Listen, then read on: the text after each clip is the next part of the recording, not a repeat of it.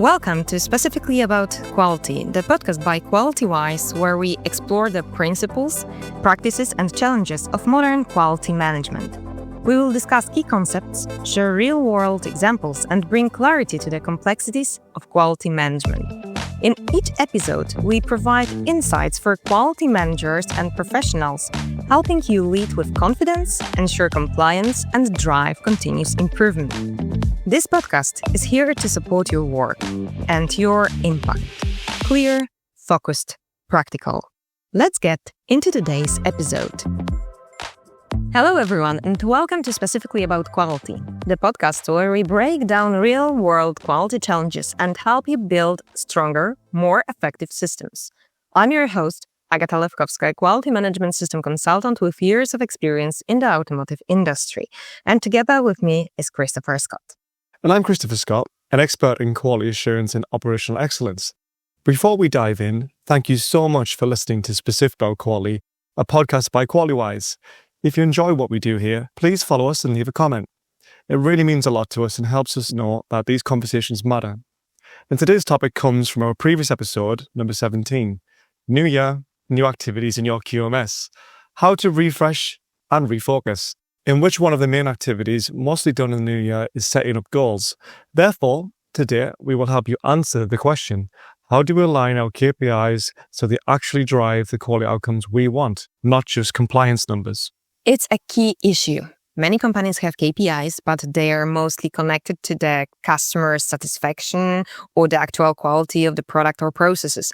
But it is not enough in quality management system. So this episode, connected to process monitoring, will not discuss the idea of monitoring or different types of process indicators. It will go one step further. How to understand the cooperation between different KPIs. I'll start with an example. One automotive supplier we worked with had a KPI for on-time delivery. Some of our listeners may have heard that phrase before. They were meeting it, 98% on time. So that looks really good, doesn't it? It sounds really good. 98% is a good target. But they had a growing number of customer complaints. And why is this? It was because they were shipping parts with unresolved or recurring quality issues.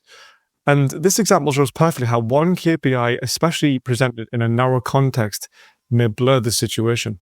Oh, exactly. This is a very good example, Chris, you're starting with. That's what we call a misaligned KPI. The metric was encouraging logistics behavior that was actually hurting quality, I can say.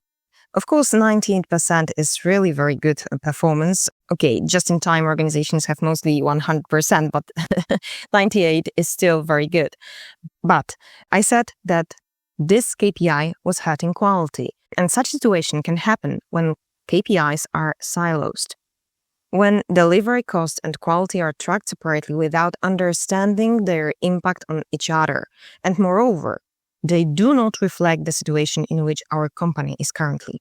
So, such situations make us to think how to align KPIs with quality outcomes. So what does aligned really mean, Chris? Well, I'll start with an aligned KPI is one where achieving the target naturally supports your quality goals. If improving a KPI hurts quality, then that is a red flag in your organization. Okay, and we may say it's also about cascading KPIs. Maybe from top-level goals like zero customer defects, which should translate into department and processes level KPIs that drive the right behavior. Now I had the thought about our webinar we held in 2025 dedicated to zero defects direction. We discussed this topic quite well. We encourage you to visit our YouTube channel to maybe see what you can do in your organization for zero defects direction in the automotive industry. But let's come back to the topic. So let's walk through some common pitfalls we see. Okay, Chris? Let me start. This what I'm observing in some organizations is too many KPIs. People don't know what to prioritize simply. How many and what indicators should we establish? Actually, this is a difficult question and I can't answer you. No one probably knows the answer, only the organization which is actually establishing these KPIs. But the number of indicators established should let the processes to be easily managed. So if I have a lot of KPIs, 15 KPIs, wow, which one is the most important? Exactly. And these are things like critical to quality, but to elaborate further, Indicators collected or analysed too late is probably another example. So this is where it's done too long or there's a bit of a lag to the reality of the problem on the shop floor, the Gemba. As one example, only tracking one customer complaint, which is too late, it's more reactive. So think to establish KPIs which will work as error or mistake proofing in the mindset. We will have talked about this a couple of times in our webinars as well as podcasts. This is so we can catch the defects before reaching the customer, the final customer, the person who buys your product. Even the most common ones like first-time quality or right first time is another way of explaining that, is you want to try and build in right first time, no mistakes, 100% quality achievement or zero defects direction. Okay, let me go further. How about not linking KPIs to processes? What this can mean? In my opinion, this means that KPIs look good on paper, but aren't visible or actionable at the process level. So let's go with the example. Delivery performance 99%. Okay, this like you said at the very beginning. But on the shop floor, to be ready with that order, the production team probably could struggle with some issues like maybe difficulties in setting up the machine and maybe those technological scrap or maybe time waste, which in fact resulted in premium freight cost, but at least our delivery performance was kept high. So I hope you see this inefficiency. How does this work? Okay, here we are talking about very good performance, but we had issues on the shop floor. Premium freight cost is totally ineffective. This is a KPI category of the efficiency. So which resources we are consuming. Yes. And here, this is not a good beneficial situation for us, even if we keep a delivery performance so high. Me, from auditing perspective, I would definitely ask the questions. Why you have so many premium freights? Okay. Absolutely. And I think a good KPI would be having a premium freight KPI, like maybe 1%. What is acceptable? And once you go beyond that, do you need to seek executive approval or to do significant improvement to your process? So going back to where you said 99% delivery, well, how do you achieve that 99% delivery? If you do that by working overtime, you're working 3 shifts and weekends, so that's costing you more money. You do extra rework to achieve that 99% delivery target. Or like you said, the premium freight delivery is very expensive, and all of those are affecting your profit margin. And eventually you become an unsustainable business model.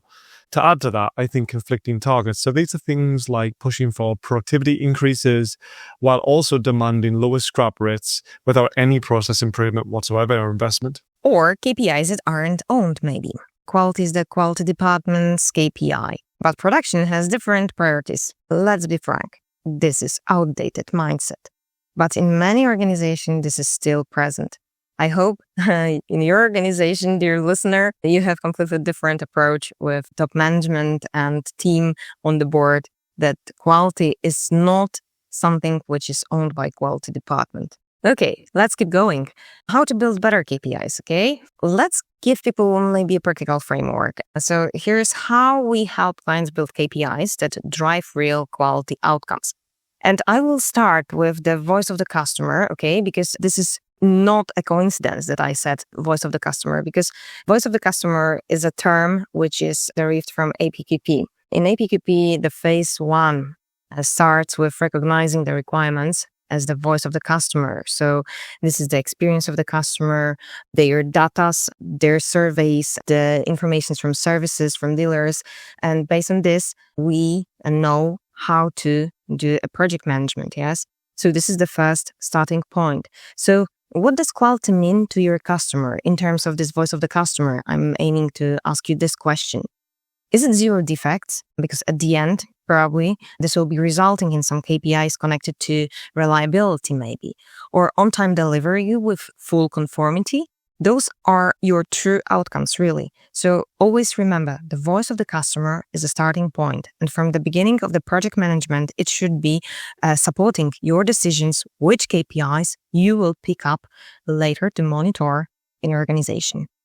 And unfortunately, I must tell you that in many cases, I observe that this, what I'm saying, is a good wish, because organizations are deciding about KPIs without taking into consideration this voice of the customer, but their daily business.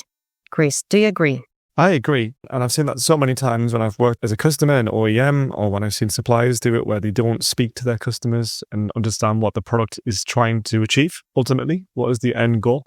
Things like, if it's vehicle manufacturing, you might want to talk about reliability in terms of return to service. So how often is that vehicle on the road?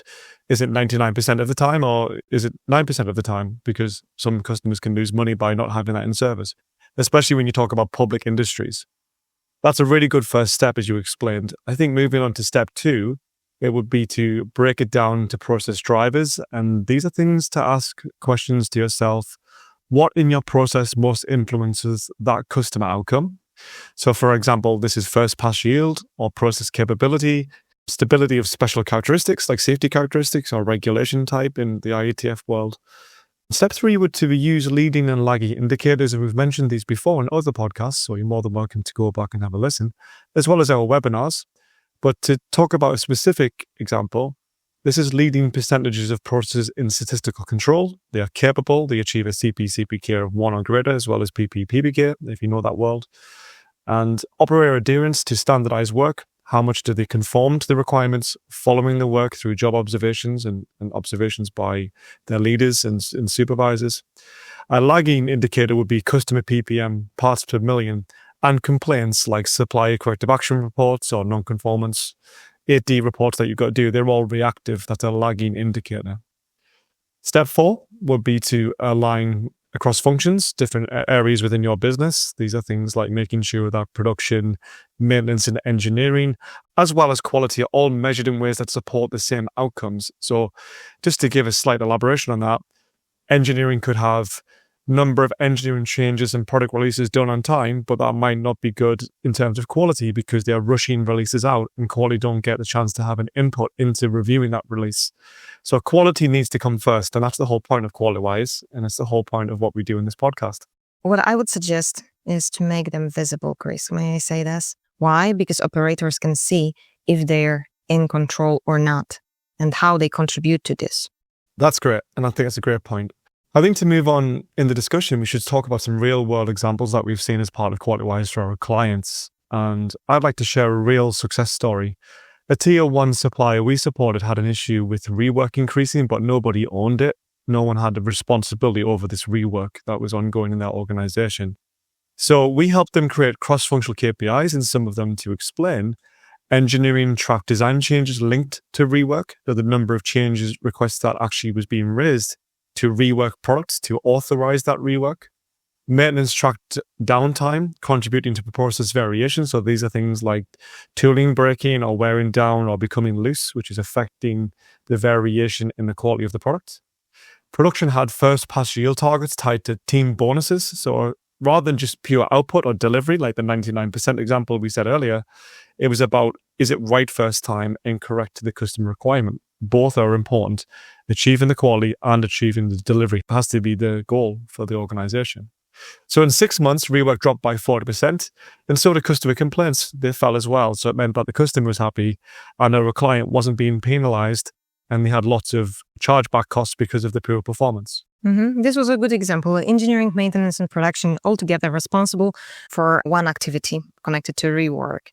Okay, so let's be helpful now for our listeners and maybe say something about how to start with working with these KPIs. Let me maybe tell this from my perspective as QMS coordinator.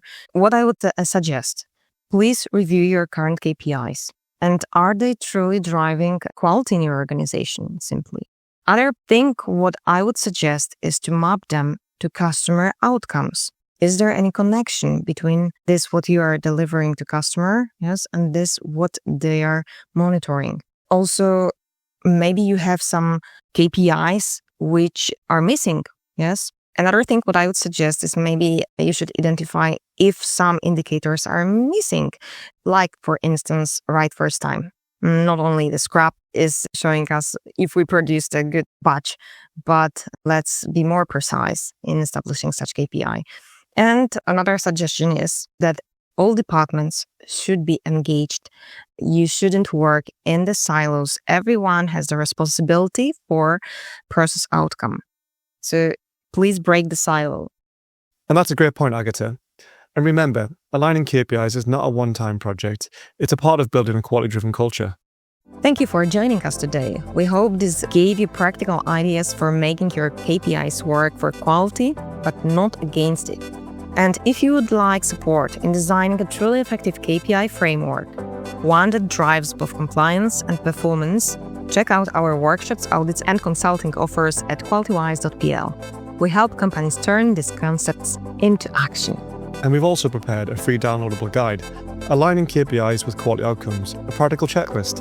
You'll find it on Qualitywise.pl under Resources.